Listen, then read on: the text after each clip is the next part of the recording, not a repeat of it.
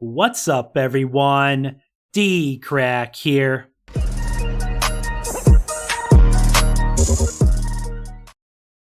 Three disturbing true hacker horror stories by Mr. Nightmare.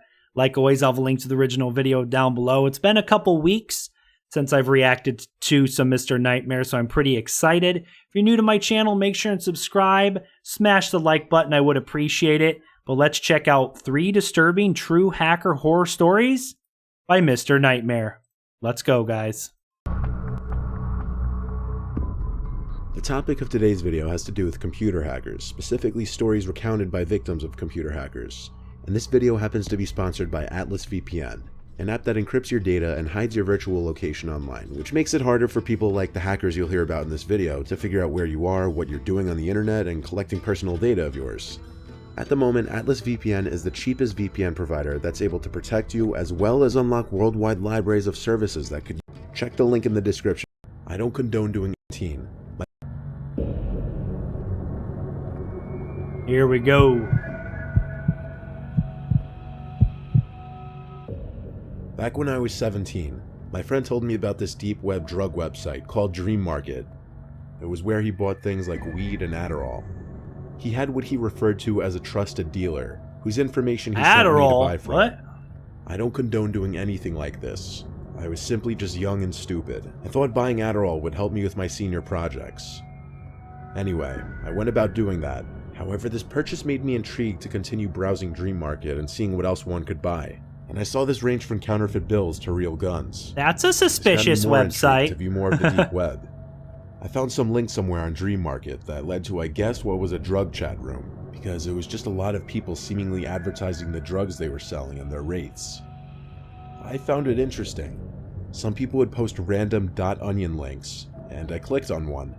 It brought me to a black page. One thing, when you're on a website you really don't know much about, never just click on random links. It could be a computer virus, it could be some stuff you really don't want to see. I've never been on the dark web or deep web, whatever you want to call it, but don't go around the internet clicking on random links. Not a good idea.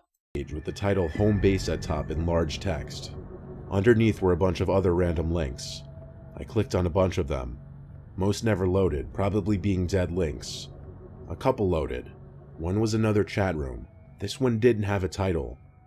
There were like 3 usernames signed into the room. It looks like it's random looking, just Russian, like the assortment of random letters I inputted just because I didn't care. The chat's previous history showed. A few people were talking in another language. Then another guy was typing in English. That guy was still in the chat room, and actually, before I typed anything, he typed yo directed at me. I typed yo back. He said, "What you looking for?" I typed back, "I don't know, LOL." He asked how I found that link, and I told him just from some site called Home Base. I asked if he had any cool links, as it was my first time on the deep web. He types back LOL and sent a link. He didn't say anything else. I clicked the link, and it took a little while to load the page. Bro, don't click it, no. Loaded the black background first, then a little text box near the bottom, and the last thing that loaded was a video. At first I thought it was like a pausable video, but it looked to be some kind of live. It's gonna be like a freaking snuff, live torture or something really messed up, I bet. Streaming video. The video was black and white. Live stream of freaking torture. Some mannequin-looking thing sitting in a wooden chair. There was this grainy effect to the footage that made it feel more surreal and unnerving. I genuinely couldn't tell if I was watching a live video or not. Then, as if it were some kind of movie jump scare, what I thought was a mannequin in that chair suddenly jumped up and sprinted towards the camera, and a loud, staticky screaming sound accompanied it. The porcelain mask that the person was wearing was so close up on the camera at that point that all I could see was black. I went back to the chat and asked that guy what the hell this was. He replied, "Just keep watching, LOL," and then he left the chat. I went back. I'm not gonna lie, I would probably crap my pants if that happened to me. I'd be like, oh crap. I would not. I don't like jump scares. To the other Ted, and the I do not like jump live stream scares. window was gone. Oh man. It was now just a blank screen with a text box on the bottom. The text box didn't let me type anything though. My Tor browser window suddenly closed without my doing. Then a deep, raspy voice was coming from my speakers. It was someone obviously trying to disguise their voice. The voice said my first name and claimed they had all my files. What? Then the webcam window popped up and I saw my face on the screen. I turned off my laptop and went to the Geek Squad at Best Buy where I bought the computer. The guy I spoke to's guess was that he was able to somehow get the basic info off my computer, like my account name. He recommended I factory reset the computer. He helped me with the process. I didn't have anything I was worried about losing on there anyway. It was a relatively new computer. If you're ever on the deep web, I heavily recommend using some kind of VPN, even for the alleged safe websites.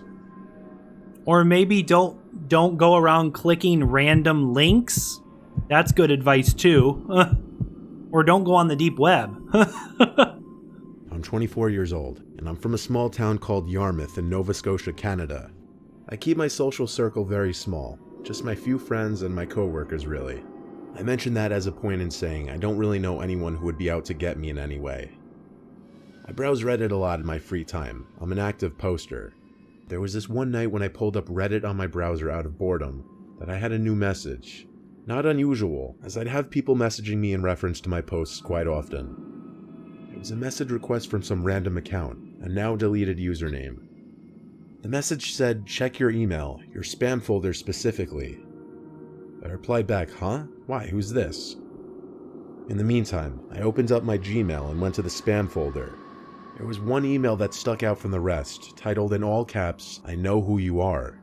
I opened the email and it was basically a paragraph full of my personal information, including my full name, my Reddit password, my home address, along with threats. Basically, whoever sent the email was asking for a one-time payment of $5,000 through Bitcoin to a specific Bitcoin wallet address. 5,000? Jeez. I had that terrible feeling of helplessness and like the entire world was collapsing in on me. Yeah, you screwed up, bro. The first thing I did was cover my webcam with a piece of tape. Secondly, I went back to Reddit to see if the user ever answered my message. They did not.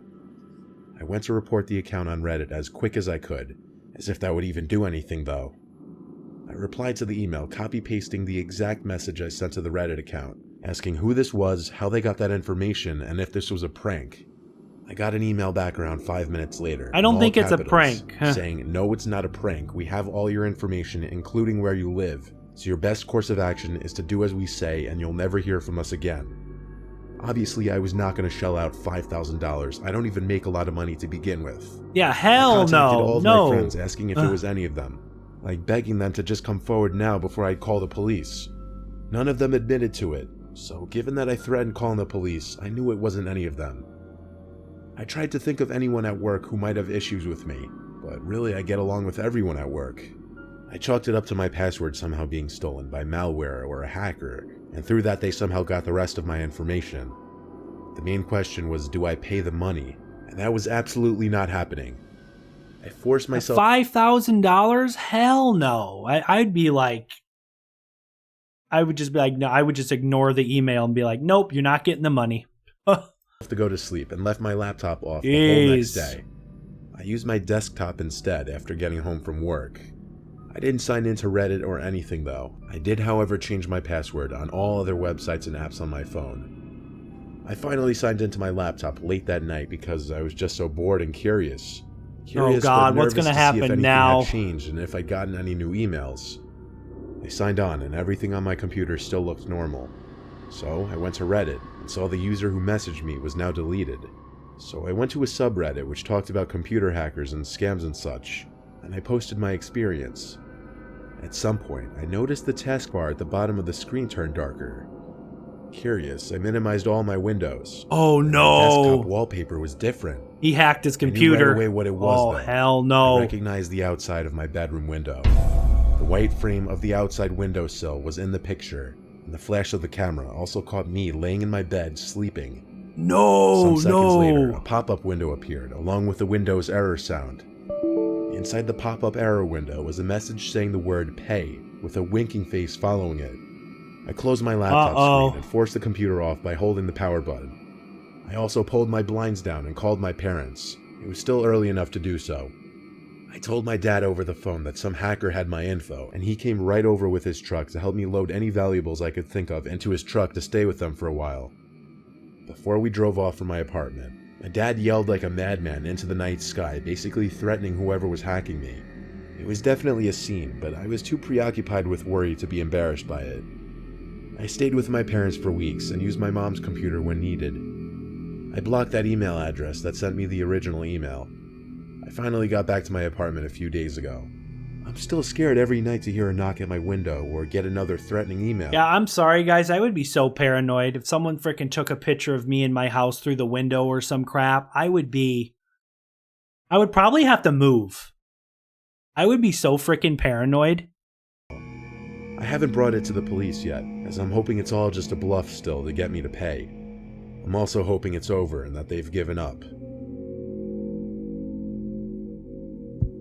Let's hope they give up. Damn, bro. My name is Miranda. I'm 25. I've had my share of experiences with stalkers and men harassing me. Social media has made that far too easy these days. I once got a suspicious email that I should have known better than to open. It was asking me to click a link to some random page because I was being sued by some random company. What? I clicked the link, and soon after that my computer started acting all glitchy and unresponsive. Even after restarting... What did I say, guys? Don't click random links. You're going to get a freaking virus or you're going to get hacked. Don't click random links on your computer or in your email. If you don't know what it's from, don't click the link. It's like, I'd say 99% of the emails you get that are like, oh, you're being sued, you need to pay this amount of money. It's a scam. Starting it multiple times, it was just laggy and slow, and random sound effects would play once in a while. I was certain my computer had a virus, but I wasn't sure to what extent it would go just yet. The next day, I had a bunch of friends texting me what's up with that Instagram post and asking if I was the one who even posted it. Instagram post? I opened Instagram, but I was logged out of my account. Someone was hacking me. This confirmed it. Oh no! If they had my Instagram password, I had no idea what else they could have. Apparently the picture posted on my Instagram was some stupid cartoon meme. It was extremely embarrassing. Minutes of freaking out later, my Snapchat started blowing up. It was from some random account that just added me. They were spamming me to Snapchat call them, so I did. When they picked up, I saw like a quarter of someone's face. It looked like a young guy in his 20s. I could tell he was smiling. That was the creepy thing. The way he said hello was so long and stretched out. I was pretty frantic, asking what he wanted in return for my Instagram back. He started telling me some really creepy shit. He said he sees me every day and that he thinks I'm really pretty, and that this was the only way he'd get my attention. Oh no! I didn't know what to say. Creeper alert! He'd give me my account back if I would just be his digital girlfriend. As creepy and weird as this was, I said yes in a heartbeat just to get my stuff back. He told me the password to get back onto my Instagram account, and as soon as I changed the password, I set my profile to private and put a story up saying that wasn't me, I was hacked. I asked this guy for his name and what other info he had on me. He said I could just call him John, and that he could get all the information about me that he wanted. He said this with a smile too. I could see it in the fourth of his face that he would actually show. He refused to show the rest. I played nice the whole time, knowing this guy's a sicko. I managed to get him off the call by telling him I'd snap him tomorrow. I then told all my friends about it and asked what I should do. They all unanimously said I should activate two-factor verification on my Instagram account and then deactivate the account and then block him. When I did all of that though, he didn't take it too well. An hour later, I got a new Snap user blowing up my Snap. I knew it was him. God, I opened the snaps anyway. And it was him again threatening me, saying he knows where I live and blocking him was a stupid thing to do. I showed it to my parents now because it was getting serious, so my dad called the police. I didn't block the guy's Snapchat yet though, and I'm glad I didn't. As my parents and I were sitting in the kitchen waiting, I got a snap from the guy. It was a video. I waited a few seconds before opening it. It was a video of him sitting in his car in front of our house with the caption, "Don't block me again." My dad ran outside in a fit of rage. No. We tried to stop him, but he wouldn't. But the car wasn't even in front of the house anymore. The guy probably waited until driving away before sending that snap. I'm just gonna say the police did absolutely nothing. They seemed clueless on the matter. Good old police. There's not much police could do in hacker situations anyway, apparently. However, I did send a snap of the police car back to the guy and put a caption, "Fuck with me again, you'll be arrested." He opened the snap and immediately blocked me, so I'd say it worked. This story has a happier ending than most, I guess. But the amount of info some people can get from you online is absolutely terrifying. And guys, what did we learn from this video? 3 disturbing true hacker horror stories. Don't click random links. Don't talk to people online that you don't know. You don't want your information or some crap stolen. The dangerous world out there. You got to be safe, especially on the internet. But guys, thanks for watching. I hope you enjoyed this reaction. Make sure and leave a like, subscribe to my channel if you're new. Leave a comment down below. But thanks for watching, guys, and until next time, peace.